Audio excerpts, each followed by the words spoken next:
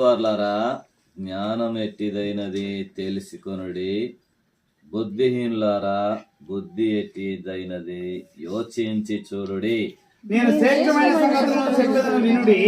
నా పెదవులు యథార్థమైన మాటలు పలుకును. నా నోరు సత్యమైన మాటలు పలుకును. దుష్టత్వము నా పెదవులకు అసహ్యము.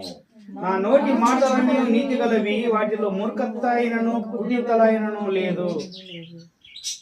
అవి అన్నీ వివేకికి తేటగాను, తెలివి నొందిన వారికి యథార్థముగాను ఉన్నవి. వెండికి ఆశపడక నా ఉపదేశం అంగీకరించుడి. మేలిమి బంగారును ఆశింపక తెలివి నొందుడి. జ్ఞానము ముత్యముల కన్నా శ్రేష్టమైనది. విలువగల సొత్తులేవియో దానితో సాటి కావు. 32వ వచనం. కావున పిల్లలారా, నా మాట ఆలకించుడి. నా మార్గం అనుసరించేవారు ధన్యులు. చాలు. పిల్లలకు చెప్తా ఉన్నాడు. ఏమని చెప్తా ఉన్నాడు దేవుడు?